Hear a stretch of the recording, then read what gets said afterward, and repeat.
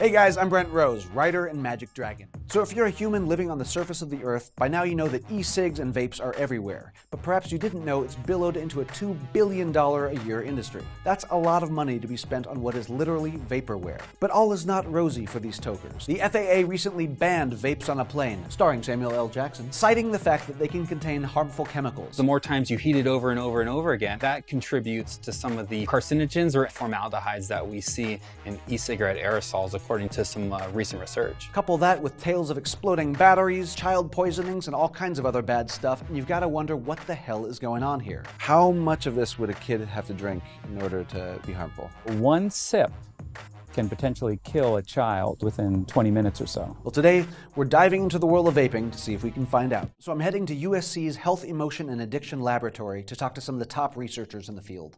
A lot of people say, hey, this is vaping, it's not smoking. Right. What is the difference between vapor and smoke? You take any kind of mixture of chemicals and you heat it up to a temperature, there's going to be some chemical reactions that are occurring, right? And some of those chemicals are going to be hazardous. And there is a governmental agency, I believe, that regulates food flavorings and stuff like that. You can take a chemical that's safe to ingest and swallow. It may not be safe to inhale. I think one of the issues that's been raised is the substance that's been used to create a buttery consistency. So if you get like microwave popcorn, it's caused by this chemical diacetyl. That's safe to eat and swallow.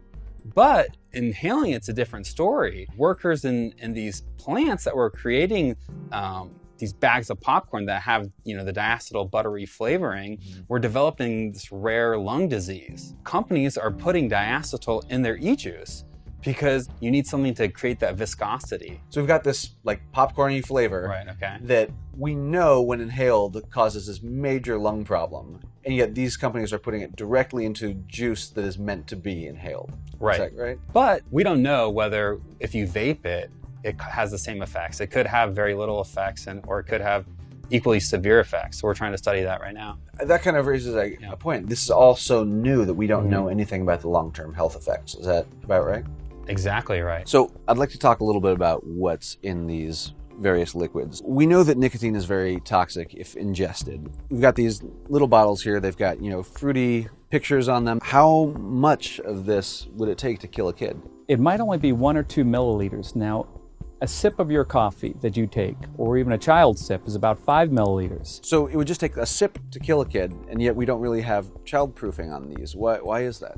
That is one of the frustrating things about these products, because you can buy a lot of things, Tylenol, aspirin, Drano, and those all require packaging that is child resistant. Right. And when we're getting into these bigger custom rigs, what's the problem there? They're lithium-ion batteries.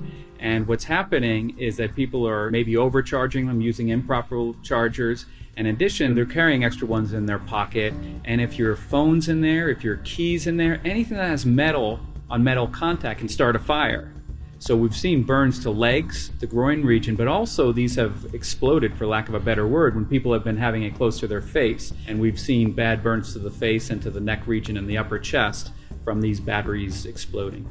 So what did we learn here today? Listen, I used to smoke, and years later, after all the chemical dependencies have faded away, I still miss just playing with the smoke. So yeah, vaping today was really fun for me, but at the same time, my lungs feel absolutely trashed. They say it takes getting used to, but I'm positive my body does not want me to get used to that. So it's possible that it could be a healthier alternative to smoking cigarettes. But here's the scariest thing. Vaping is so new that we know nothing about the long-term health effects. Maybe it'll prove to be harmless, or maybe we'll see a sudden spike in lung cancer 20 years from now. We just don't know. But if we learned one thing that's beyond question, it's that you absolutely have to keep this stuff out of kids' reach, because even a small sip could kill one in 20 minutes flat. If you're making the choice to try vaping, you have to know what the potential consequences could be. Personally, I say hold off until we know more. But what do you think? Are you going to give vaping a shot? Let us know in the comments below. Subscribe to Wired if you haven't already. And with all that being said, there's really only one thing left to do. Cigarettes and marijuana have been used for centuries, but only recently has the process of vaporizing these substances become popular. So what does science have to say about this technology? Is it actually better for you? Smoking only takes 6 seconds for the active compounds to reach your nervous system, unlike chewing tobacco or eating edible marijuana, which takes much more time.